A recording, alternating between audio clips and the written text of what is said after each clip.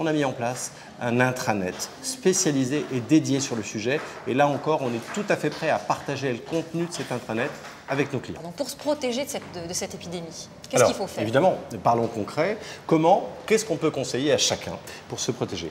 Là, il n'y a pas 36 réponses, il n'y en a qu'une, c'est l'hygiène. L'hygiène, l'hygiène. Pourquoi l'hygiène? Parce qu'on le sait, la grippe se communique par l'intermédiaire d'un postillon. En d'autres termes, d'une petite goutte de salive qui va contenir le virus. Et évidemment, ce postillon, il va aller se poser à un endroit stratégique, une poignée de porte, un bouton d'ascenseur, un endroit où quelqu'un, arrivant derrière, va poser la main. Et si cette main, ensuite, on la porte à la bouche, au nez ou aux yeux, eh bien, effectivement, on risque d'attraper le virus. Alors, ce postillon, il part comment? Il part surtout en toussant et en éternuant. Et la consigne, elle est d'une part hygiène, et on va y revenir, mais d'autre part, si vous éternuez, si vous toussez, faites en sorte de ne pas projeter de postillon. En d'autres termes, mettez votre main devant votre bouche, mettez votre manche devant votre bouche et évitez à tout prix d'envoyer des postillons. Évidemment, si vous êtes malade, et on va le voir, vous ne serez pas là, vous ne serez pas au bureau, donc vous n'enverrez pas ces postillons. Mais on sait que cette grippe, elle commence à être contagieuse une journée avant qu'on se rende compte qu'on ait la grippe. Donc une journée avant les premiers symptômes, on est déjà contagieux. On voit donc bien que même si on est en parfaite santé, lorsqu'on éternue, lorsqu'on tousse, on doit masquer sa bouche pour éviter d'envoyer des postillons.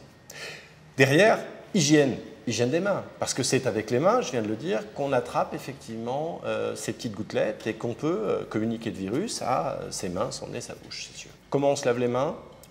Idéal, eau chaude, savon. Pourquoi idéal, eau chaude, savon? Parce que dans cette fois-ci, avec des mouvements qui sont décrits sur les affiches qu'on tient à la disposition de l'ensemble de nos clients, eh bien on va pouvoir évacuer le virus grâce à l'eau et le savon. Et puis, si on n'a pas accès à l'eau et au savon, et ça concerne toutes les entreprises qui ont des commerciaux, qui ont des gens sur le terrain, etc., on va leur donner des petites bouteilles de gel hydroalcoolique. Ou bien on va installer des distributeurs aux endroits stratégiques de gel hydroalcoolique. Et ce gel hydroalcoolique, il va inactiver le virus. Et donc, là aussi, il va falloir l'utiliser de façon très précise. Dernier point. Eh bien, une fois qu'on a bien géré la façon de se laver les mains et une fois qu'on a bien géré la façon de se protéger lorsqu'on éternue, eh bien, on s'intéresse au nettoyage. Et chaque entreprise doit donner des consignes strictes sur le sujet. N'attendons pas tout de nos sociétés de nettoyage qui, de toute façon, ne passent qu'une fois par jour, en général, dans les entreprises. Donc, en fait, en ce qui nous concerne, et c'est un conseil que je donne à toutes les entreprises, eh bien, nous avons mobilisé chacun et nous avons expliqué à chacun que chacun peut prendre sa protection en main en assurant un petit nettoyage 2 fois par jour. Et en fait, la consigne que l'on donne, c'est 2 fois par jour, vous aérez 5 minutes votre bureau. Et vous nettoyez avec une simple lingette avec du détergent, le virus est fragile au détergent, votre clavier d'ordinateur, votre téléphone, qu'il soit portable ou fixe, les poignées de votre porte, le bouton électrique, les poignées de vos tiroirs et les accoudoirs des gens que vous recevez. Et voilà, ces consignes sont toutes simples et elles permettent de créer une barrière qui n'est pas infranchissable. Chez Adecco Médical, par exemple, nous avons affiché le mot Jumbo comme étant un mot-clé qui permet à chaque collaborateur de se dire bonjour le matin sans s'embrasser, sans se serrer la main. Et pourtant de façon extrêmement conviviale. Alors, on a bien compris toutes ces consignes très concrètes, mais quand même, est-ce qu'il n'y a pas parmi les collaborateurs d'une entreprise des personnes qui vont être plus vulnérables que d'autres à cette maladie ? Oui, et là-dessus, on doit être extrêmement attentif à l'actualité. Alors, il faudrait rentrer beaucoup plus dans le détail. On sait qu'il y a 3 types d'impacts. Surinfection bactérienne. Cette surinfection bactérienne, dans les pays développés comme les nôtres, cette partie-là est maîtrisée. Puis, il y a l'impact de la grippe, par exemple sur les personnes âgées, qui est du même type d'impact que la grippe saisonnière que l'on rencontre chaque année. Et puis, entre les deux, il y a un impact spécifique sur des personnes qui présentent plus de risques.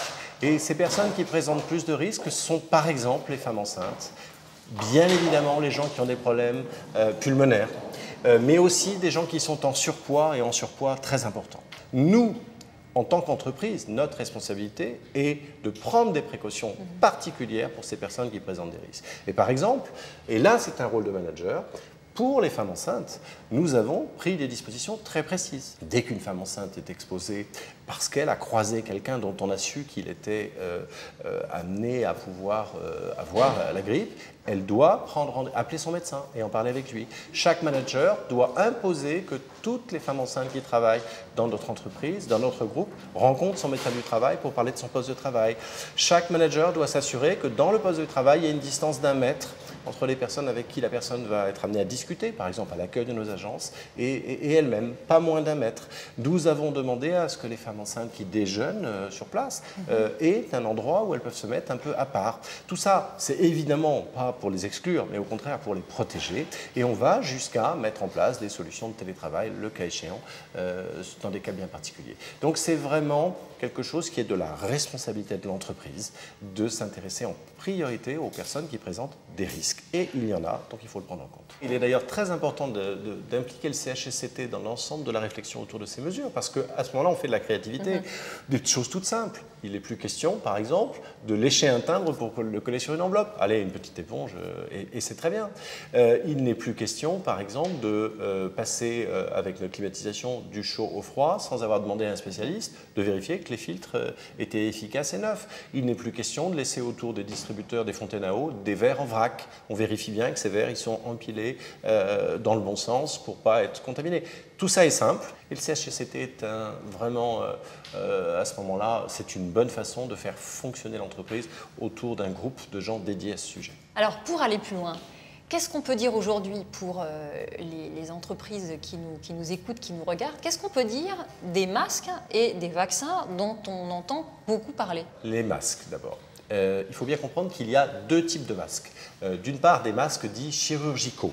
Alors, je vous ai apporté 2 types de masques pour bien vous les montrer. Le masque chirurgical, c'est le masque que vous voyez traditionnellement porté dans urgence par les professionnels de la santé. Ces masques seront distribués gratuitement par les pharmacies à tous les gens qui sont malades. Et pourquoi? Parce que ce masque a la particularité non pas de protéger celui qui le porte, mais de protéger celui qui est autour de celui qui le porte. En d'autres termes, ce sont des masques qui doivent être portés par les gens malades. Quand vous êtes malade, vous portez ce masque et ça évite que vos postillons sillonnent votre environnement. Ça veut dire que dans la rue, quand vous allez croiser des gens qui vont porter des masques, ce sont des gens qu'il ne faudra pas éviter parce qu'au contraire, ce sont ceux qui effectivement respecteront le mieux leur environnement et tous ceux qu'ils croiseront. Et puis vous avez un deuxième type de masque qui est le masque FFP2, qu'on appelle aussi masque en bec de canard. C'est un masque qui est censé protéger celui qui le porte. Mais pour qu'il ait une vraie efficacité, il faut qu'il soit porté par un professionnel. Ce sont des masques qui sont spécifiquement portés et conçus et destinés aux professionnels de santé.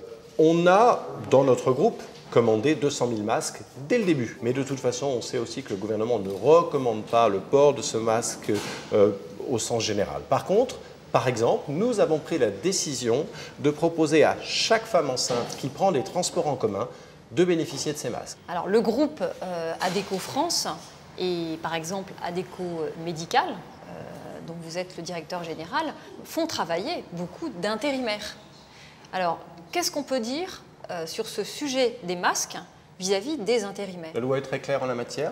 Ce sont les entreprises utilisatrices qui doivent prévoir les masques lorsqu'elles ont décidé d'en fournir à leurs intérimaires. Bien évidemment, il serait complètement contre-productif en matière de santé de faire circuler les intérimaires avec leurs masques et il serait aussi complètement contre-productif que ce soit nous qui décidons du type de masque qui est adapté dans chaque entreprise. Donc la loi là-dessus a été extrêmement claire en disant chaque entreprise doit compter son effectif intérimaire dans l'ensemble de l'effectif qu'elle prend en compte pour prévoir des équipements de protection individuelle. On sait que ça va être circonscrit très spécifiquement au monde de la santé.